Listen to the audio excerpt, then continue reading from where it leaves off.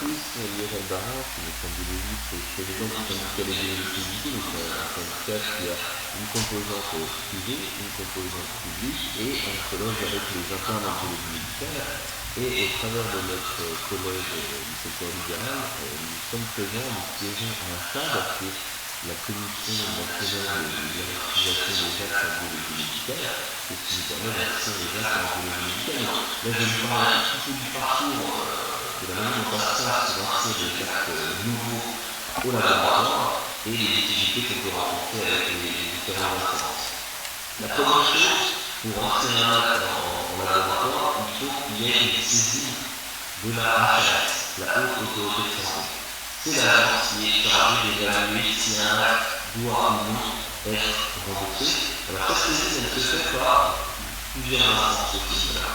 Les conseils nationaux professionnels, notamment en biologie médicale, qui sont composés des différentes sociétés savantes, des syndicats publics et des syndicats privés. Elle peut aussi être saisie par des exploitants comme des industriels de diagnostic, par des associations de patients, par l'assurance maladie et par le ministère de la Santé. À partir du moment où une saisie a été faite, donc on imagine qu'on a des personnes qui sont en train d'être remboursées, avec quelle vérification, tout un montant, et bien ces éléments-là sont évalués par la Autorité de Santé, validés dans des périodes de sélection avec une inscription ou non au programme de travail de l'année suivante. Après, on a des commissions, on a une phase de cadrage, une phase d'évaluation, et enfin, 6 à 12 mois plus tard, ils peuvent valider et diffuser leurs recommandations. Et ces recommandations de la Haute Autorité de Santé sont transmises au Conseil national professionnel. C'est-à-dire qu'on va pouvoir faire une simple relecture pour proposer des idées supplémentaires.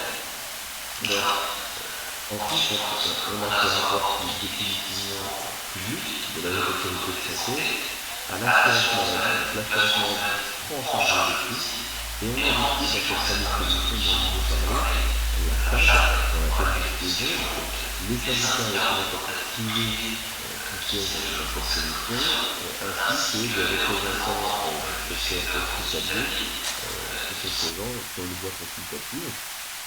On regarde le dossier qui est présenté une première fois à cette commission, on émet un avis et on doit avoir une deuxième validation lors d'une seconde réunion.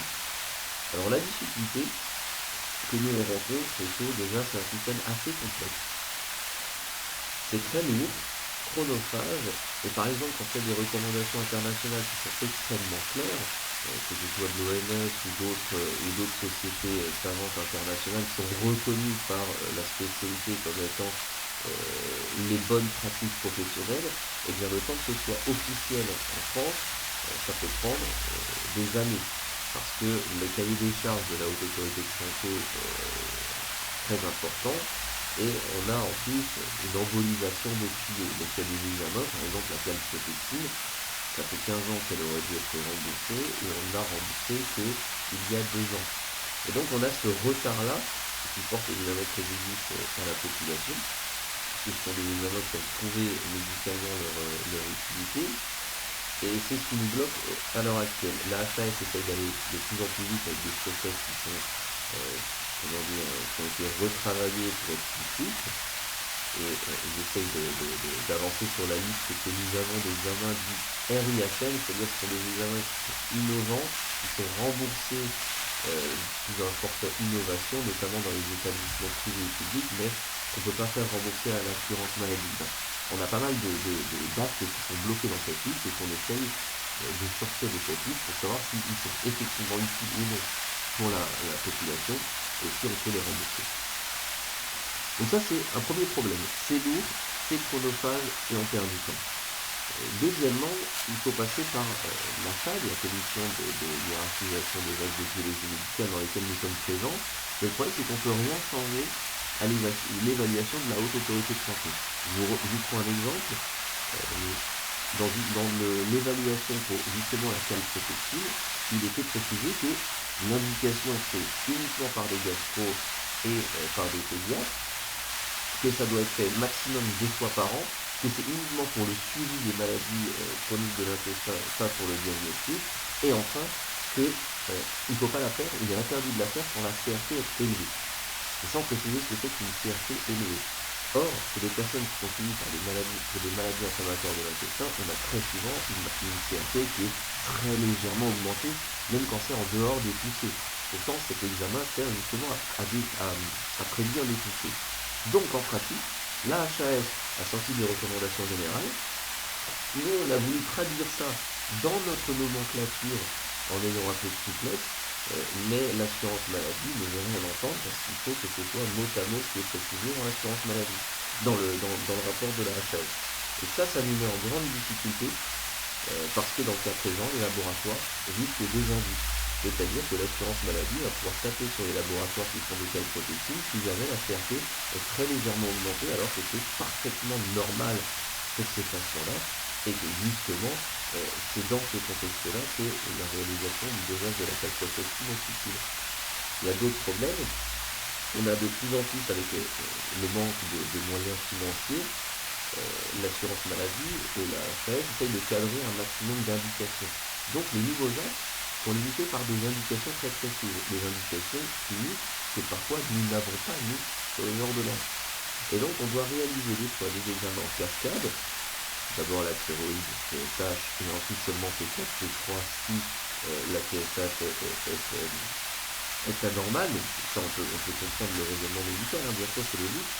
Par contre, si tous les nouveaux examens, on doit passer un temps fou à aller chercher des renseignements cliniques pour savoir si on a le droit de le faire, pas le faire, etc., et réaliser les examens en cascade, ça deviendra très très compliqué, et des fois pour économiser quelques actes rares en France, on va dépenser beaucoup plus d'argent en temps secrétaire, en tant que technicien pour bloquer les dossiers et en temps biologique que ce qu'on aura pu économiser sur ces vagues. Donc il faut trouver le juste milieu dans ces critères-là. Et puis on a d'autres problématiques, tout simplement par manque de fonds. Là, il y a beaucoup de travaux sur la génétique, et on a des marqueurs en génétique pour détecter les cancers qui doivent être mis à la nomenclature, puisque le rapport à ça a été sorti, sauf que les tarifs proposés par l'assurance maladie sont inférieurs à notre coût de revient. C'est-à-dire qu'on n'a aucun intérêt à mettre cet examen à la nomenclature, puisque ça vous coûterait plus cher de le faire que de ne pas accepter la prescription. Et donc on est en permanence en bataille pour négocier les tarifs avec des argumentaires. Chacun travaille avec ses coûts en envoyant les données à l'assurance maladie, mais eux ils ont basé le critère des tarifs en faisant des études basées sur, ils demandent à un certain nombre d'experts de différents hôpitaux, notamment de donner des coûts de revient. Mais premièrement, c'est pas du tout harmonisé ces coûts de revient, puisque tout le monde les calcule de manière très différente.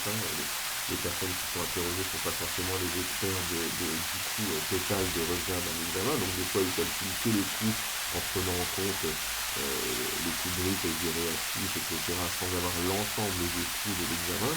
Et puis derrière, l'assurance maladie, ils ont 20 tableurs Excel avec des coûts. Ils prennent celui qui est le plus bas, et finalement c'est quelque chose qui est complètement déconnecté de la réalité, donc on doit toujours un peu se bagarrer là-dessus. C'est pour ça qu'on a des difficultés et dans le tuyau, dans la forme et dans le fond, c'est-à-dire le manque de moyens. Après, là, j'ai dessiné un tableau très noir, bien sûr, on avance quand même. Là, ces derniers temps, il y a eu pas mal de progrès en microbiologie avec les remboursements des PCR. On essaye d'avancer quand même de plus en plus vite dans l'innovation en France. Mais vous voyez que c'est pas facile et qu'on a beaucoup de craintes. En tout cas, nous, ce qu'on préconise, c'est de donner un maximum de poids aux conseils nationaux professionnels, c'est-à-dire aux sociétés savantes, en relation avec les syndicats privés et publics. Il faut que ces personnes-là travaillent ensemble, puissent définir les indications, les examens priorisés, que ce soit parfaitement transparent, qu'on priorise les examens qui nous semblent utiles pour la profession, pour les patients, et derrière que nous fassions également des propositions de tarifs, parce que si on ne se parle pas, on n'y arrive pas. Et j'ai oublié de parler de cette difficulté en génétique, mais typiquement on a des actes qui sont des actes de biologie médicale, sauf que on a une autre spécialité, l'anatomie pathologique, qui qui également réalise historiquement des examens sur des biopsies solides et qui souhaiterait le faire également sur des biopsies liquides. Et donc ces examens-là qui sont un peu à la croisée des chemins posent des questions et créent des tensions entre les spécialités sur lesquelles évidemment parfois l'assurance maladie joue, puisqu'elle essaie de rembourser un acte d'un côté de biologie médicale.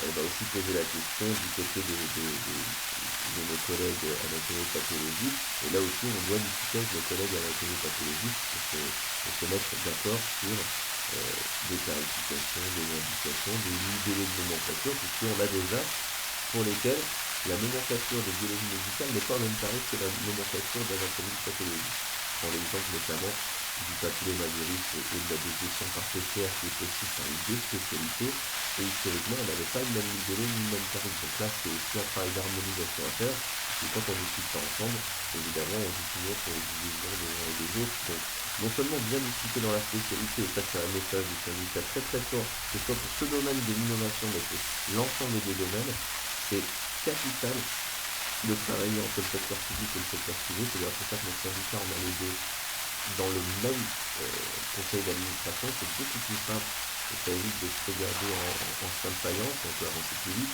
Alors là on parle d'innovation, je ne vais pas parler de l'accréditation COFRAC, mais sur ce sujet aussi il y a des intérêts communs privés et publics. Et puisqu'on est quand même dans l'innovation, il faut savoir que chez nous, le COFRAC prennent l'accréditation obligatoire telle qu'elle est mise en œuvre, prennent cette innovation, puisqu'évidemment il faut être apprécié sur 100% des examens, et sur les examens innovants c'est parfois compliqué parce qu'il n'existe pas encore des outils, etc., etc. Et donc là on a des difficultés avec le COFRAC. C'est d'ailleurs pour ça que nous on a préconisé au syndicat, notre collègue privé et notre collègue hospitalier, de passer par une démarche qualité qui, en laissant le choix au laboratoire d'être soit du côté du COFRAC, soit du côté de la haute autorité de santé. Il faut savoir que la haute autorité de santé, elle dépend du ministère de la Santé, ça nous semblerait beaucoup plus cohérent qu'elle gère et les évaluations d'actes innovants, d'indications de pertinence des actes, et que ce soit aussi l'agence qui est en charge d'auditer les laboratoires par des professionnels de santé, plutôt que le COFRAC dans lequel on a parfois, on avait par exemple un ingénieur laitier qui est venu pour vérifier la bonne conformité d'un service de biologie en génétique. C'est d'ailleurs le COFRAC est un organisme qui dépend du ministère de l'Industrie et non pas du ministère de la Santé, donc on pense que c'est intéressant de pouvoir laisser les choix du laboratoire, de son organisme évaluateur, avec cette cohérence de la haute autorité de santé, comme on en a discuté juste avant. Donc voilà, on a des pistes pour améliorer encore cette innovation, ces innovations, pardon. On travaille beaucoup avec la haute autorité de santé avec qui on a discuté plus récemment pour leur dire qu'il fallait encore faciliter les process, et que quand on a des recommandations internationales extrêmement claires et qui sont très portées dans la profession, on puisse très facilement les traiter en faisant un dossier par le Conseil national professionnel pour que ce soit évalué en urgence, on va dire, et qui ne prenne pas tout le temps d'une évaluation classique, mais qui soit juste un enregistrement de ces recommandations internationales. Donc voilà ce qu'on a essayé de proposer pour aller plus vite. Il faut savoir, j'ai oublié de vous préciser, que le nombre de saisines est limité pour les conseils nationaux professionnels à 3 par an. Pour les autres institutions non, mais pour le conseil professionnel national à 3 par an, et nous on souhaiterait que ce soit élargi, qu'il n'y ait pas de limite. Évidemment, qu'il n'y ait pas de limite. C'est pour ça qu'on donner aussi les moyens au conseil national professionnel d'aller plus vite. Parce que tout le travail que nous on fait avec les sociétés ferrantes pour faire un rapport sur l'utilité d'un marqueur, c'est du temps qu'on peut gagner à la haute autorité de santé qui, elle, évidemment, est bloquée au niveau de ses ressources humaines et financières. Donc, il faut qu'on avance plus vite et c'est qu'on puisse beaucoup plus se baser sur les laboratoires de terrain, puisque des évaluations, on peut les faire, que ce soit des laboratoires privés et publics, avec deux cahiers des charges qui pourraient être édictés. Et donc tout ça, on peut le faire, nous, pour essayer d'avancer les choses. Voilà, j'espère que j'ai été assez synthétique sur les textes et les organismes qui actuellement gèrent ce processus d'inscription des actes à la nomenclature. Je serai évidemment à votre disposition pour discuter de tout ça en détail et répondre à vos questions. Et j'espère aussi qu'on a pu vous apporter une petite voilà, quelques propositions du syndicat qui sont partagées évidemment par d'autres représentants, par des collègues des autres syndicats ou sociétés savantes, pour essayer d'aller plus vite et d'apporter cette innovation auprès des patients, puisqu'on sait qu'on est dans une spécialité qui bouge très très vite et qui est en pleine évolution. Donc c'est pas qu'on soit en retard, et c'est à nous, professionnels, biologistes médicaux, c'est à nous de pousser pour mettre en lumière cette belle spécialité qui est la nôtre. Merci beaucoup.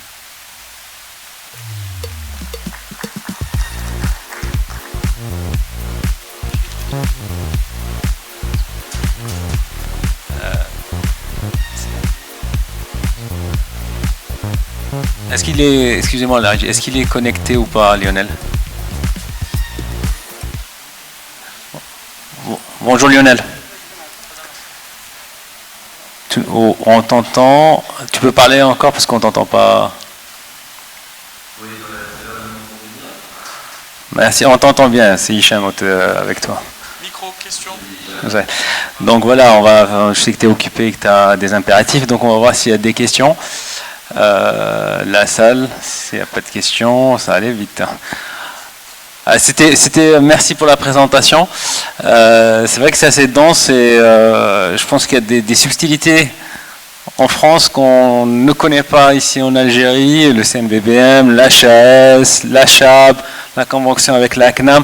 Donc il y a plusieurs intervenants où c'est complexe à suivre.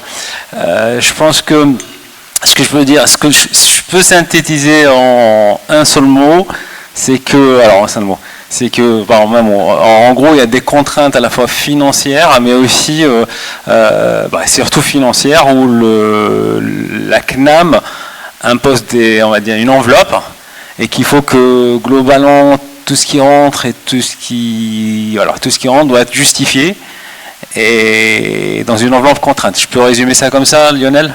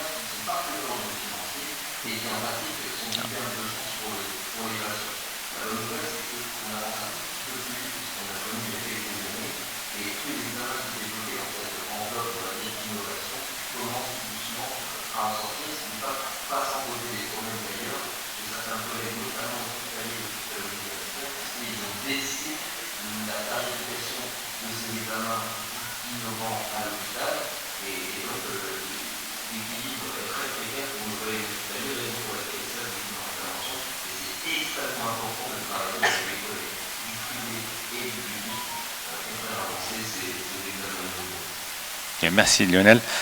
Est-ce qu'il y a des questions? Bon.